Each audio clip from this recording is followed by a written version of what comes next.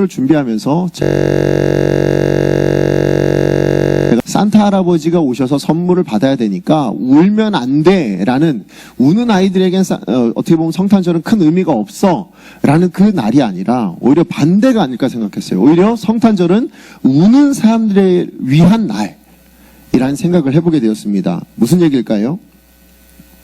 성탄절은 뭐예요? 이 세상에서 아픔으로 인해서 울고 있는 사람들을 위한 날, 아니면 고난 중에 힘들어하는 사람들을 위한 날, 죄로 인해서 고통받고 있는 그 사람들을 위해서 예수님께서 이 땅 가운데 오신 날이지 않을까. 그러니까 오히려 우는 사람들을 위해 온 날. 세상은 울면 안 된다고 얘기하고, 세상은 우는 것은 옳지 않다고 얘기하는데, 아니요, 울어도 괜찮아 라고 이야기하시는 날이 바로 성탄절이 아닐까라고 생각을 해보게 되었습니다. 그렇습니다. 성탄절은요, 하나님께서 그의 백성들, 정말 하나님 기뻐하시는 사람들을 구원하시기 위해서 이 땅으로 찾아오신 이야기라고 생각이 됩니다. 이 땅 가운데 내려오신 이야기.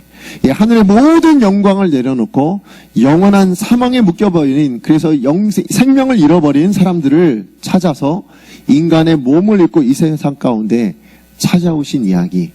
그 날이 바로 성탄절이라고 생각이 됩니다. 그래서 저와 여러분 잘 아시겠지만 하나님께서는 처녀 마리아를 찾아오셨습니다. 또 그의 그의 남편이었던 요셉을 또 찾아오죠. 뿐만 아니라 우리 그 성경의 사복음서를 보게 되면 예수님은 그 공생을 살아가는 동안에도 끊임없이 찾아가십니다.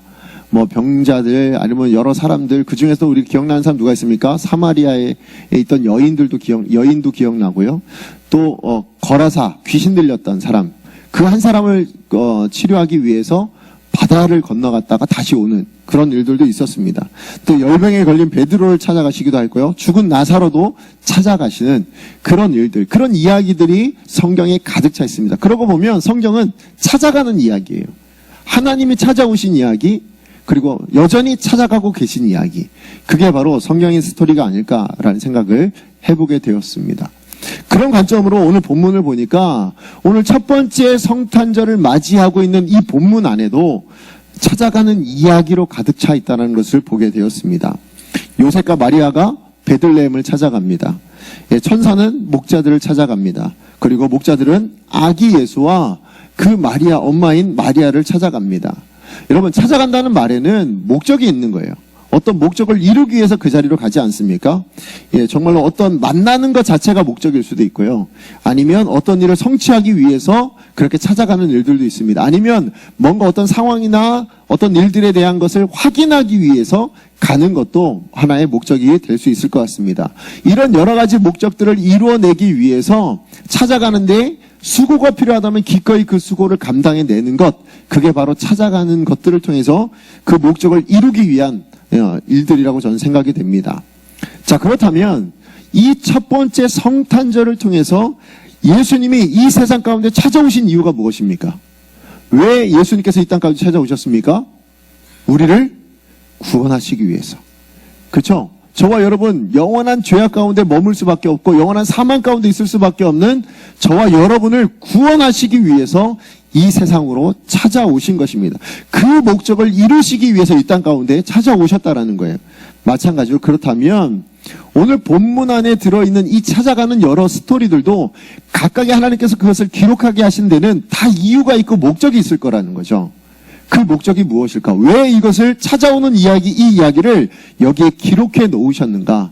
이 기록을 통해서 우리로 무엇을 알기를 원하시는가? 이것을 오늘 좀 저와 여러분 살펴보기 원하는데요. 아까 말씀드렸던 세 가지, 오늘 본문에 나타난 세 가지 찾아가는 이야기를 통해서 세 가지의 의미를, 또 그것을 우리 가운데 말씀하시는 그 하나님의 음성을 듣기를 소망합니다. 자, 첫 번째는 누가 누구를 찾아갔습니까? 요셉과 마리아가 어딜 찾아갔어요? 베들레헴으로 찾아가고 있는 것을 보게 됩니다. 자, 이것을 통해서 하나님께서 우리 가운데 뭘 알려주고 싶으신 거냐면 역사의 주관자 되신 하나님, 하나님은 역사의 주관자이십니다 라는 것을 알려주고 싶으신 거예요. 자, 1절에서 3절까지의 말씀 우리 같이 한번 읽어보겠습니다. 시작.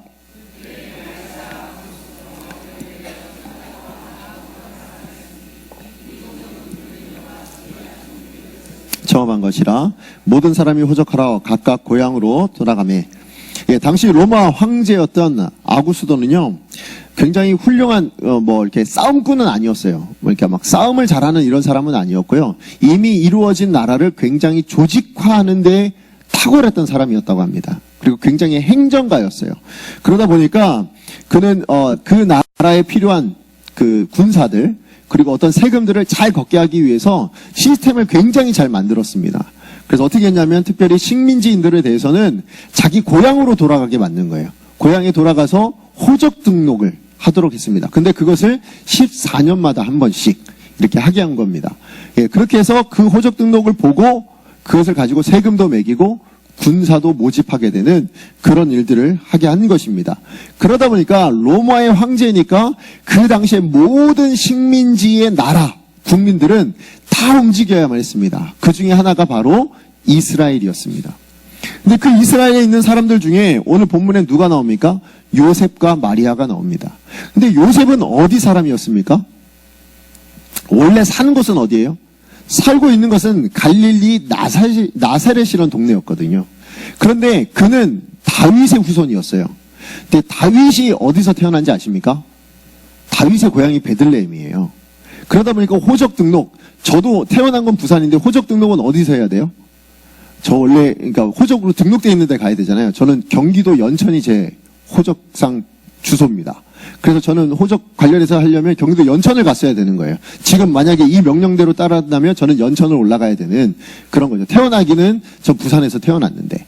예, 그런 것처럼 네, 지금 요셉은 갈릴리에 살고 있지만 그의 호적상 다윗의 후손이기 때문에 어디로 가야 되냐면 베들레헴으로 내려가야만 했던 겁니다. 지도상 어떻게 되어 있냐면 위에가 갈릴리, 밑에가 베들레헴입니다. 이렇게 되어 있거든요. 자, 그래서 내려가야 되는데 그 당시에 이스라엘 백성들뿐만 아니라 이스라엘 내에 살고 있던 외국인들도 다 어떻게 해야 돼요? 다 식민지인들이니까 자기 고향으로 다 돌아가야 되는 거예요. 그렇게 모든 사람이 다 움직이다 보니까 어떤 일들이 일어나니까 얼마나 번잡했겠습니까? 얼마나 혼잡스럽겠어요. 우리나라 아마 명절 대이동 생각하시면 될 것 같습니다. 그렇게 번잡하고 혼잡한 데를 내려가야 되는데, 예, 그렇게 움직여야 되는데, 정말 수많은 사람들이 다니게 되는데, 자, 이렇게 내려오는데 문제가 있습니다. 요셉은. 왜냐면, 요거 내려오려면 밑에 뭐가 있냐면, 사마리아라는 동네가 있어요. 근데 이 사마리아라는 동네는 유대인들이 지나가질 않아요. 다 어떻게 하냐면, 회피해서, 돌아서 갑니다. 어디로 돌아가냐면, 이 옆에가 요단강이 있거든요. 그리고 요단강 이쪽이 요르단이라는 땅이에요. 그러니까 당시에 모압이라는 땅이었거든요. 이 땅으로 돌아서 들어갑니다. 그래서 이 베들레헴으로 가는, 그러니까 올라갈 때도 반대로 그렇게 올라가는, 이렇게 돌아서 가거든요. 그러니까 얼마나 많은 길을 걸었겠습니까? 얼마나 긴 시간을 들여서 그 길을 걸어갔을까요? 뿐만 아니라 혼자 걷는 것도 아니에요. 물론 호적 등록은 남자만 가서 하면 되는데 여기에 마리아도 같이 움직여야 했습니다. 왜 같이 움직여야 됐을까요? 마리아가 뭘 했죠? 임신을 했잖아요. 임신을 했는데 결혼을 해서 임신했습니까? 아니죠. 결혼 전에, 혼인 전에 임신을 한 거예요. 당시에 혼인 전에 임신한 건 다 뭐예요? 간음인 거잖아요. 간음이면 어떻게 합니까? 돌로 쳐 죽여도 됩니다. 예, 그게 법이니까. 그게 율법이니까 누구라도 고소해서 누구라도 끌고 나오면 어떻게 해요? 돌로 쳐 죽일 수 있는 겁니다. 예, 그러다 보니까 요셉이 의로운 사람이잖아요. 이거 여기다 뒀다면 어떻게 될까요? 누구라도 고발해서 죽일 수 있으니까 어떻게 해요? 같이 가자가 된 겁니다.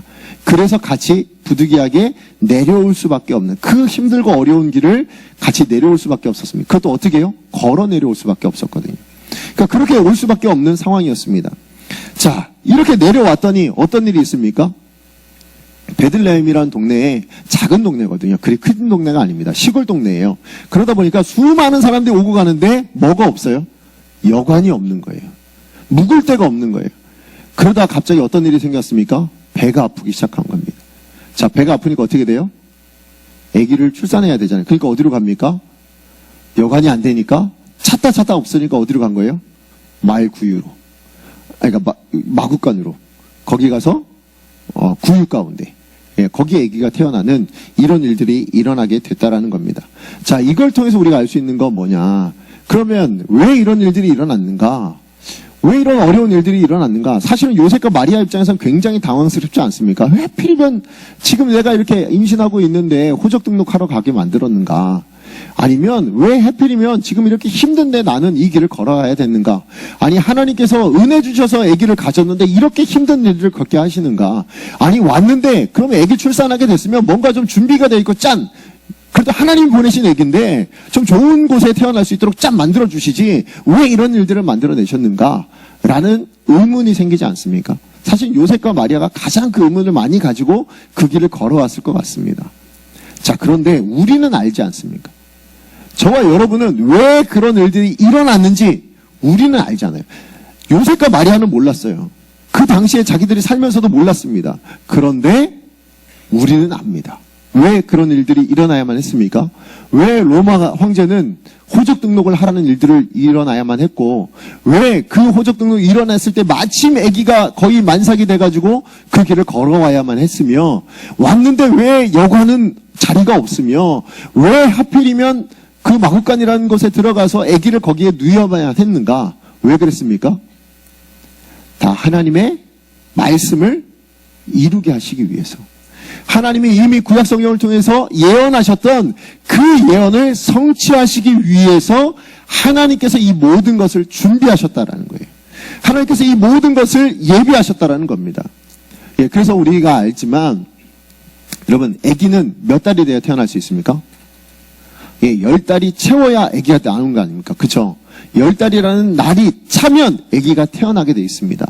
자, 그런데 오늘 그 아기가 10달이 되어야 태어날 수 있는 것처럼 하나님께서는요, 하나님의 때가 찬 겁니다. 하나님의 때, 어떤 때입니까? 이 세상을 구원하시기 위한 그 메시아가 임해야 될 때가 찬 겁니다.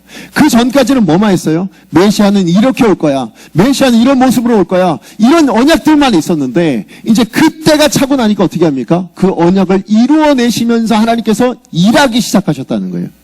그래서 누구를 사용하십니까? 로마 황제를 사용하십니다. 예, 하나님이 뜻을 정하시니까 그때가 차니까 일하십니다. 누구를 통해서 일하십니까? 요셉과 마리아를 통해서 일하십니다. 뿐만 아니라 또 누구를 통해서 일합니까? 여관 주인을 통해서 일합니다. 아니, 여관 주인뿐만 아니라 그 여관을 가득 채운, 그 베들레헴을 가득 채운 모든 사람들을 다 사용하셨습니다. 그래서 요셉과 마리아가 도착했을 때 모든 방이 없을 수 있도록 그렇게 하나님께서 만드신 겁니다. 거기다 어디까지요? 마구간을 준비해 놓으십니다. 그리고 거기에 뭐예요? 그 구유에는, 여물통에는 아무것도 없을 수 있도록 그렇게 예비해 놓으신 거예요. 이게 다 누가 하신 거라고요? 하나님. 하나님께서 저들의 삶, 이 역사 모든 것까지 다 이루어 가시면서 그렇게 하나님의 역사를, 하나님의 말씀을 이루어내는 것을 우리는 볼 수 있습니다. 그렇습니다. 하나님이 그렇게 역사하시는 하나님이시라면 오늘 저와 여러분의 삶은 누가 다스리는 거겠습니까? 더 나아가서 우리 사회는 누가 다스리고 계시겠습니까? 이 나라는 누가 인도하고 계시겠습니까? 아니, 이 세상은 누가 주관하고 계시겠습니까? 제가 믿기는, 저와 여러분이 믿는 하나님이 주관하고 계신 줄로 믿습니다. 이 세상이 아무리 악해도, 이 세상이 아무리 하나님과 멀어지고 있다 할지라도 그럼에도 불구하고 이 세상을 주관하는 것은 누구라고요? 하나님이신 줄로 믿습니다. 여러분, 그것을 인정하셔야 됩니다. 여러분, 그걸 믿으셔야 됩니다. 여러분의 삶을 누가 다스리신다고요? 하나님이시라고요. 그걸 다른 말로 다윗은 뭐라고 뵙겠습니까? 시편 23편에 여호와가 나의 목자이십니다.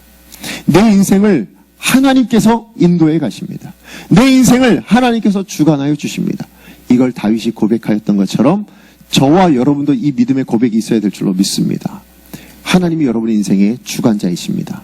그 주관자 되신 하나님의 인도하심을 누리며 살아가는 귀한 여러분의 삶이 되기를 간절히 축복합니다.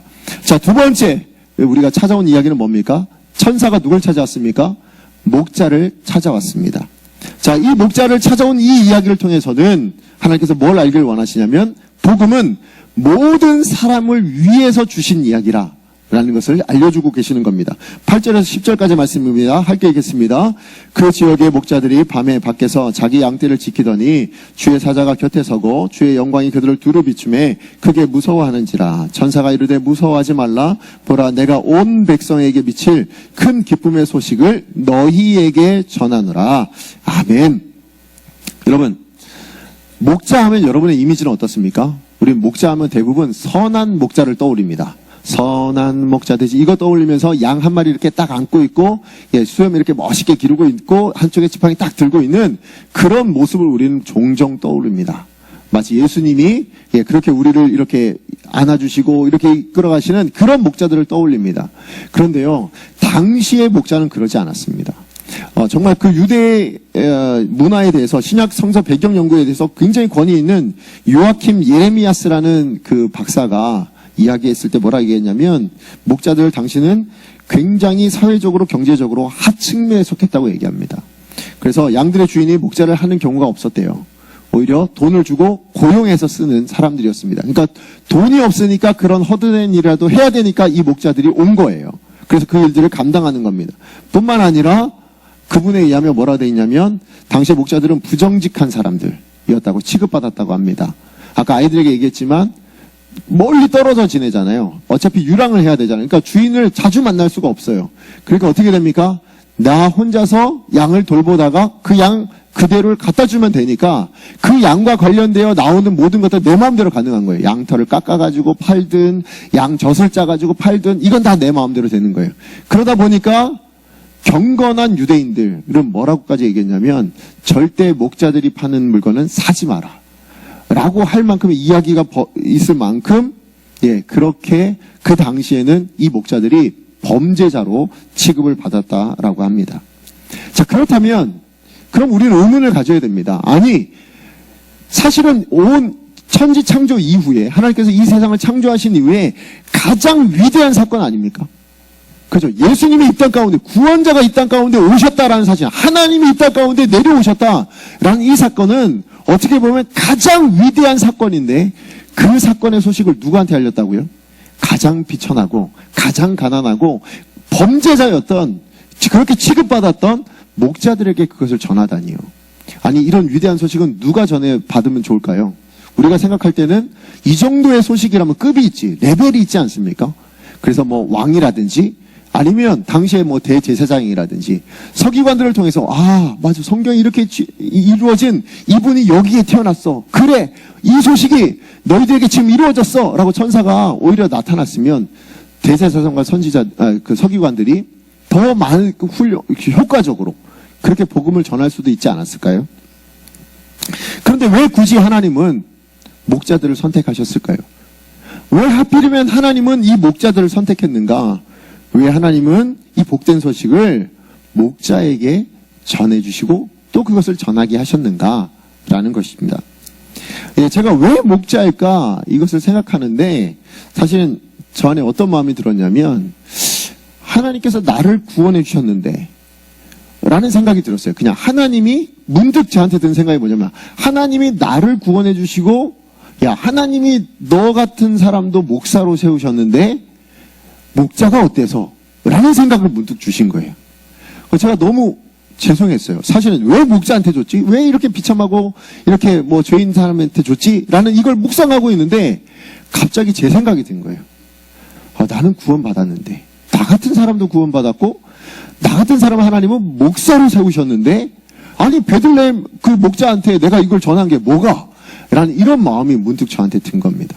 그러면서 제 안에 어떤 마음이 들었냐면, 아니, 나 같은 사람이 구원을 받았으면 그럼 여러분 구원받는 건 당연할까요? 아닐까요? 네? 당연한 거 아닙니까? 그러니까 여기 계시잖아요. 맞아요. 내가 구원받을 수 있을 정도면 이 땅에는 어떤 사람이든 구원받을 수 있지 않겠습니까? 여러분이 여러분 자신을 볼 때는 어떠세요? 여러분이 구원받은 거 보면서, 그래, 나는 자격이 있으니까 구원받은 거야, 이런 마음이 드세요? 나는 구원받을 만한 뭐가 있으니까 하나님 나를 구원해 주셨어, 이런 마음이 드십니까? 저는 그렇지 않더라고요. 제가 여기 목사인 것도 굉장히 부끄럽습니다. 하나님이, 야, 어떻게 나 같은 사람을 여기 세우셨을까? 라는 마음이 너무 많이 들었습니다. 그런데 또 한편으로 든 건 뭐였냐면, 그러니까 여러분도 구원받을 수 있는 거고, 그러니까 이 세상에 있는 모든 사람은 다 구원받기에 합당한 사람이구나 라는 것까지 가더라고요. 목자가 지금 그런 거 아니겠습니까? 지금 하나님께서 왜 목자를 굳이 하필이면 목자를 선택하셨는가? 여기엔 어떤 의미가 있다고요? 야, 너희들이 그렇게 무시하고 너희들이 그렇게 죄인이라고 이야기하는 그 사람에게도 이 복음이 증거되어졌다면 하물며 너희 모든 사람들에겐 내가 증거하지 않겠냐, 이겁니다. 이 땅에 있는 모든 연약한 자들에게 내가 복음을 전했다면 건강한 사람에게는 안전하겠냐, 너희 모든 사람을 위해 내가 복음을 증거한 거야 라는 것을 알려주시기 위해서 목자를 선택하셨다라는 것입니다. 그렇습니다. 하나님은요, 저와 여러분을 통하여서 복음의 능력을 드러내 주신 줄로 믿습니다. 어떤 능력이요? 모든 사람을 살리는 능력이라고. 예, 그 어떤 사람이라도 이 복음을 듣기만 하면, 이 복음에 붙잡히기만 하면 죽었던 생명이 살아날 수 있다고. 우는 사람도 기쁨으로 바뀔 수 있다고. 고통과 근심 가운데 있는 사람이 그 마음 안에 평화를 누릴 수 있게 된다고. 그래서 복음은 모든 사람을 향하여 주신 기쁜 소식이다 라는 것을 분명하게 알려주고 계신 것입니다. 그것이 어디에 나옵니까? 오늘 우리가 읽었던 말씀에 보니까 천사가 이르되 무서워하지 말라. 내가 온 백성에게 미칠, 모든 백성에게 미칠 그 기쁜 소식을 누구에게요? 내가 너희에게 줬다라는 거예요. 너희가 누굽니까? 목자잖아요. 난 너희에게 줬다. 그런데 그것이 어디까지 갈 거다? 온 백성에게 갈 거다. 이 얘기입니다. 그러니까 목자들 입장에서는 뭐예요? 야, 나 같은 사람에게도 온 이 복음이라면 맞네. 모든 온 백성에게 가는 게 당연한 거네 라고 여기지 않았겠습니까? 어떤 사람을 제한을 두지 않았을 거예요. 대제사장과 서기관이 받았단 뭐예요? 바리새인은 안 돼. 사마리아 사람들은 안 돼. 이방인은 안 돼. 목자들은 안 돼. 라고 생각했을지 모릅니다. 그런데요, 정말 가난하고 비천한 이 사람들이 복음을 듣고 나니까 뭡니까? 나도 받았는데 그럼 너도 가능해. 나도 받았는데 너도 누려야 돼. 나도 누렸으니까 너도 가져야 돼. 이렇게 복음이 증거되어져서 오늘 저와 여러분에게까지 오게 된 줄로 믿습니다. 복음은 어느 사람, 자격 있는 사람만 받는 게 아닙니다. 누가 받는다고요? 모든 사람을 위하여 주신 기쁜 소식인 줄로 믿습니다. 그러므로 여러분이 복음에 대해서 한계를 짓지 마세요. 여러분이 어떤 사람들에 대해서 복음의 한계를 정하고 그 사람들에게 나는 복음을 전해야 되겠다, 말해야 되겠다 하지 마세요. 복음은 누구에게요? 모든 사람에게입니다. 여러분이 생각하기에 이 사람은 아닐 거야, 내 남편은 안 돼, 내 자녀는 안 돼 라고 생각되어지는 그 사람들을 향해서도 복음은 증거되어지길, 그렇게 선언되어지기 위해서 오신 기쁜 소식인 줄로 믿습니다. 그러므로 복음 증거하기에 주저하지 않으셨으면 좋겠습니다. 자, 세 번째입니다. 세 번째 이야기는 누굽니까? 목자가 누굴 찾아갔습니까? 마리아와 아기를 찾아갔습니다. 자, 이 복음을 통해서, 이 이야기를 통해서 우리 가운데 알려주는 건 뭐냐면, 복음이 증거되어지면 어떤 일이 일어난다고요? 변화가 일어나게 된다고요. 그 마음의 변화든 그 죽음에서 생명으로 일어나는 그런 변화든 복음은 받게 되면 반드시 변화가 일어나게 되어 있다라는 것입니다. 자, 17절에서 19절 말씀 함께 읽도록 하겠습니다. 시작.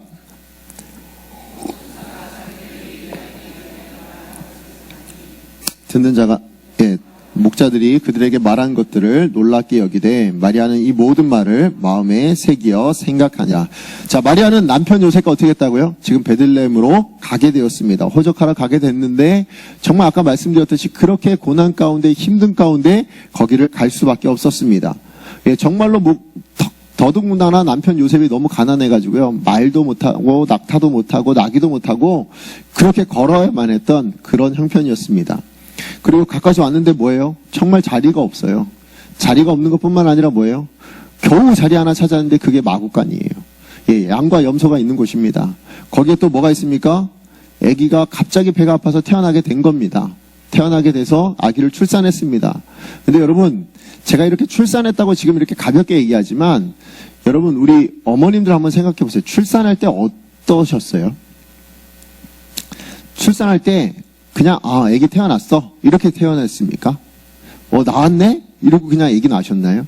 그렇지 않죠. 그 과정을 한번, 저도 이제 아들이 셋이잖아요. 근데 제가 아들 셋이 있어서 산부인과를 3번 갔습니다. 그러니까 3번을 어쨌든 아기 출산할 때 갔어요. 갔는데 가니까 제가 아빠니까 시킨 일이 뭐였냐면 이제 출산 딱 하면 저를 불러요. 그럼 들어가면 뭐 시키죠? 탯줄을 자르는 걸 시키잖아요. 근데 전 이것도 무섭더라고요. 굉장히 두렵더라고요. 왜냐하면 딱 들어갔는데 아기가 있는데 온 얼굴에 피덩이에요. 그죠? 피덩이에다가 이것도 잘못 자르면 어떡하지? 뭐 이런 고민들까지 있을 정도로. 첫째 아기 자를 때 진짜 이렇게 가위를 이렇게 잡았는데 이게 막 진짜 잘못 자르면 어떡하지? 이거 어떡하지? 막 이런 마음들이 너무 많이 드는 거예요. 그리고 아기 태어났는데 막 얼굴이 쭈글쭈글해요. 근데 거기에 피도 막 가득 있어요. 그러니까 막 너무 무섭기도 하고, 야, 예쁘다, 기쁘다, 뭐 이런 거 전혀 없었어요. 저는 그때 막 너무 무섭고, 이거 어떡하지? 잘라야 되나 말아야 되나? 이런 마음들 진짜 많았거든요. 예. 저는 산부인과에서 그랬습니다. 산부인과에서 그랬다고요. 그런데 요셉은 어땠을까요? 마리아는 어땠을까요? 예, 요셉과 마리아는 산부인과가 아닙니다. 예, 의사가 있었습니까? 간호사가 있었을까요? 그 마구간에요? 그렇지 않습니다. 그냥 둘밖에 없었습니다. 옆에 있으면 양, 옆에 있으면 뭐 염소, 뭐 이 정도가 다 있지 않았겠습니까? 근데 거기서 아기를 낳아야만 했습니다. 그러면 그 탯줄은 어떻게 했을까요? 그 아기는 어떻게 씻겼을까요? 예, 그 아기를 천에 쌓아서 구유에 놨는데 그 구유가 여물통이잖아요. 그럼 그 여물통이 깨끗했을까요? 아니 그 마구간 자체가 깨끗했을까요? 저는 그렇지 않다고 생각해요. 위생상으로 가장 열악했을 거라 생각합니다. 똥냄새에 뭐 오줌 지려놓고 예, 아기가 태어났을 때 산모에게나 아기에게나 너무나도 열악한 상황이지 않겠습니까? 그것을 바라보는 요셉의 마음은 어땠을까요? 내가 남편인데 내 아내가 지금 마구간에 누워서 아기를 태어나고 태어난 내 아들이 지금 구유에 놓여있는 그 모습을 보는 그 마음이 어땠을까요? 마리아는 어땠을까요? 내가 아기를 태어났는데 아기를 낳았는데 그게 구유에 놓여야만 하는 그 엄마의 마음 어땠을까요? 제대로 씻기지도 못하고 그런 부모님의 마음. 정말 부모님의 마음 어때요? 자녀라면 모든 것, 나한테 있는 가장 좋은 거 다 주고 싶은 게, 모든 것 다 주고 싶은 게 부모의 마음 아닙니까? 근데 그러지 못해서, 그럴 형편이 되지 못하고, 그런 능력이 되지 못해서 아무것도 못해주고 있는 본인들의 모습을 보고 있어야만 하는, 그것을 경험하고 있어야 되는 그 부모의 마음이 어떻겠습니까? 비참하지 않을까요? 얼마나 낙담이 됐겠습니까? 그 상황 가운데 내가 진짜 이거밖에 못해주는 부모여서 미안하다. 정말 이거밖에 못해주는 남편이어서 미안해요. 그 아내는 정말 비참함 가운데 막 이렇게 슬픔 가운데 정말 그럼 아기가 태어나서 기쁘고 즐거운 마음이 아니었을 겁니다. 정말 비참함을 느끼면서 그러고 있었던 거죠. 그런데 그때 누가 나타납니까? 목자가 나타납니다. 목자가 나타나는데 사실은 마리아 입장에서는 굉장히 깜짝 놀랄 사건이죠. 왜요? 이제 막 아기 태어나서 몸도 제대로 이렇게 추스리지 못했는데 뭐예요? 갑자기 건장한 남자들, 아까 얘기했지만 막 우락부락한 남자들이 여럿이 등장한 겁니다. 얼마나 깜짝 놀랐겠습니까? 그런데 그들을 통해서 마리아와 요셉이 변화되게 되었습니다. 뭐가 변하게 되었을까요? 어떤 것이 변화되었을까요? 환경이 변화되었을까요? 여건이 변화되었을까요? 저는 그렇지 않다고 생각합니다. 뭐가 변했습니까?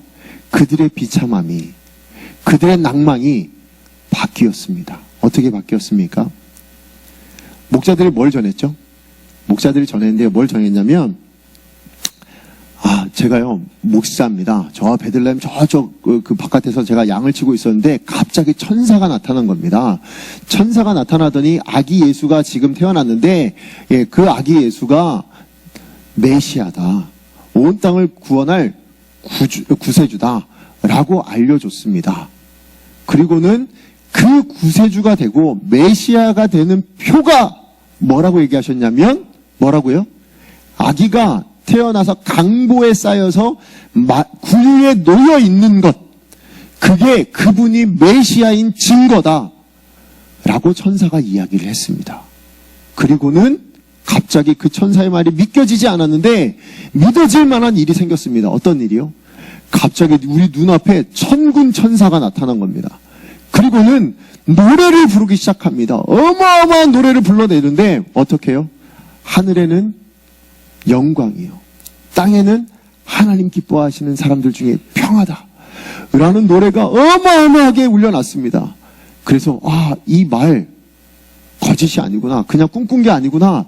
그래서 그거 확인하러 우리가 지금 여기에 온 겁니다. 라고 다 이야기를 해준 거예요. 그 이야기를 들었을 때 마리아가 어떤 반응을 일으켰냐면 오늘 본문에 19절 말씀 우리 같이 한번 읽어보도록 하겠습니다. 19절 말씀입니다. 우리 함께 읽겠습니다. 시작. 마리아는 이 모든 말을 마음에 새기어 생각하니라. 아멘. 지금 마리아가 그 목자들이 했던 그 모든 말들을 마음에 새겼다고 얘기합니다. 그리고는 생각했다고 얘기하고 있습니다. 뭘 생각했을까요? 어떤 것을 생각했을까요? 저는 믿기는 내가 생각했을 때 내 마음 안에는 지금 이 아이가 이 구유에 태어나고 이 마구간에서 태어나고 이렇게 비참하게 태어나서 내 마음이 비참하고 나도 비참하고 이 아이도 비참하구나. 정말 절망적이구나. 정말 슬프다. 아프다. 왜 하나님 나한테 이런 일들을 허락하십니까? 라는 마음이었는데 그게 아니었구나. 아기가 이곳에 태어난 것은 메시아 됨을 위해서 여기에 태어나게 하신 거구나. 메시아인 증거로서 이렇게 만드시기 위해서 하나님께서는 내게 이런 일들을 지금까지 허락하셨구나 라는 걸 깨닫게 된 거예요. 그러니까 어떤 일이 일어납니까? 슬펐을까요? 그것이 더 비참했을까요? 아니죠. 그 마음 안에 뭐가 생긴 겁니까? 하나님이 기뻐하시는 사람들 중에 뭐요? 평화가. 그 첫 번째 성탄절에 비참한 가운데 있었던 그 마리아와 요셉의 마음 가운데 평화가 임하기 시작한 겁니다. 그리고 그 안에 무엇이 생겼을까요? 온 백성에게 미칠 기쁜 소식. 그 소식이 저들에게 진짜 기쁜 소식이 되었던 겁니다. 기쁨을 가져다 주는 소식. 그러니까 그들의 절망을 변화시켜서 기쁨이 되게 하고 그들의 비천함을 바꿔서 영광이 되게 하는 누구요? 메시아의 엄마가 되고 메시아의 아버지가 되는 영광을 누리게 된 거 아닙니까? 그 은혜를 주시더라. 무엇을 통해서요? 목자들이 뭘 전했기 때문에 그들이 들었던 그 기쁜 소식을 증거함으로 말미암아 그 마리아와 요셉의 마음이 변화되어졌다는 겁니다. 다시 한번 말씀드립니다. 무엇이 변화되었다고요? 환경이 변한 게 아닙니다. 그들의 상황이 변한 게 아닙니다. 그들의 상황은 여전히 똑같습니다. 말 구유에 놓여있는 것 똑같고 그 환경도 여전히 너무나도 열악한 환경 가운데 있는 건 아무것도 변하지 않았습니다. 그런데 그 복음이 들어가니까 저들의 마음이 변하게 되고 그 마음이 변하게 되니까 어떻게 됩니까? 그 심령이 변하게 되니까 비천함이 평화로 바뀌더라. 예, 그 슬픔이 변하여 기쁨으로 바뀌더라. 이 역사를 하나님께서는 허락해 주셨다라는 것입니다. 그러므로 저와 여러분에게도요, 이 복음은 여러분 구원받을 때만 필요한 복음이 아닙니다. 이 복음은 여러분이 구원받는 데만 사용하라고 허락하신 복음이 아닙니다. 여러분 이 복음을 기억하신다면 하나님이 지금도 여러분에게 여러분 삶 가운데 여러분의 슬픔을 바꿔서 기쁨이 되게 만들어 주실 줄로 믿습니다. 지금도 여러분 마음 가운데 번민이 있고 아픔이 있고 힘듦이 있을 때 그것을 변화시키셔서 평화, 그것을 여러분에게 누리게 하여 주실 줄로 믿습니다. 복음은 구원받는 때만 쓰는 것이 아니라 여러분의 삶을 변화시켜 나가는데 여전히 필요한 것인 줄로 믿습니다. 그 복음이 여러분의 것 되기를 간절히 축복합니다.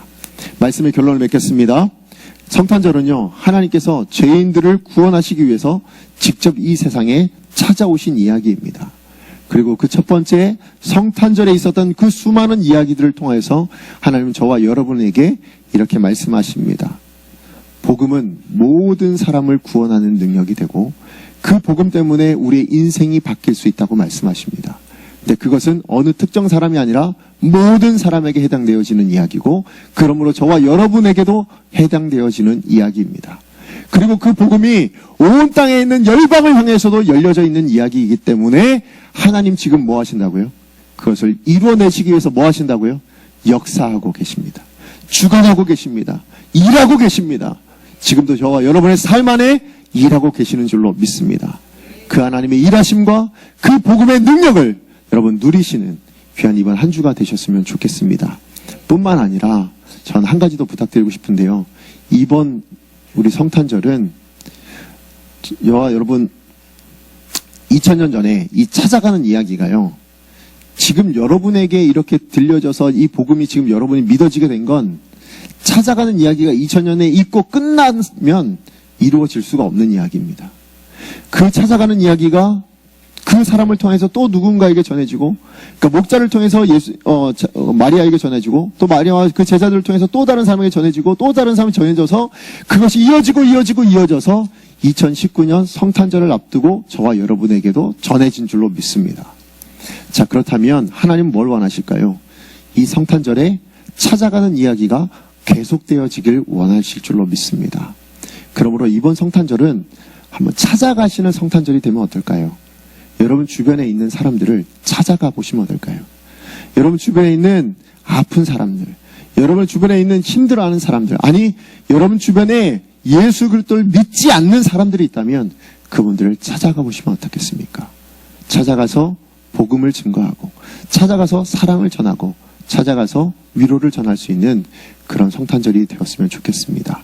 제가 이걸 생각하는데 하나 영상을 우연히 발견한 게 있어요. 그것을 같이 한번 나누고 이제 우리 같이 기도했으면 좋겠는데요. 우리 영상 한번 봤으면 좋겠습니다. 한번 보시면 공감이 좀 많이 되실 거예요. 제가 성탄절에 굉장히 많은 도전을 주는 그런 영상이어서 우리 같이 한번 보도록 하겠습니다. 그러냐면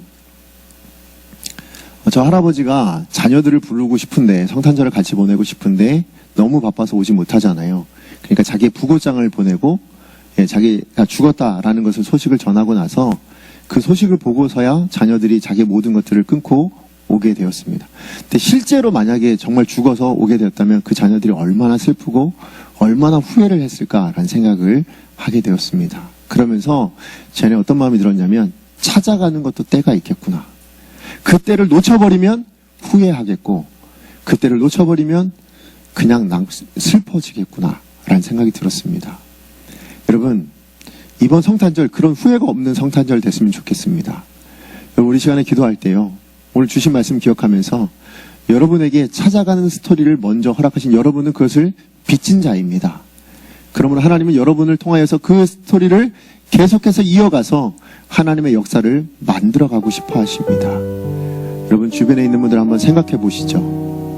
여러분의 가족일 수도 있습니다. 여러분의 친지일 수도 있습니다. 아니면 여러분의 이웃일 수도 있습니다. 그분에게도 복음이 필요하고, 그분은 사랑이 필요하고, 그분은 관심이 필요할지도 모릅니다. 여러분, 하나님께서 오늘 저를 통해서 여러분에게 그걸 권하고 계시는 것 같습니다. 성탄절을 맞이하여서 우리가 돌아보아야 될 그 사람, 너무 멀리 두고 있진 않은가. 이제는 가까이 사랑을 가지고 그들을 찾아갈 수 있는 날. 그래서 첫 번째 성탄절에 이루셨던 그 찾아오심의 역사가 바로 나를 통하여서 지속되어지는 그런 성탄절 만들어갈 수 있도록 우리 시간에 같이 한번 결단했으면 좋겠습니다. 하나님, 제가 찾아갈 수 있게 해주십시오. 제가 찾아갈 그 영혼을 알게 해주시고 만나게 해주시고, 그들을 찾아가서 복음을 증거하고 사랑을 증거할 수 있도록 주님 도와주시옵소서. 우리 같이 한번 기도하겠습니다.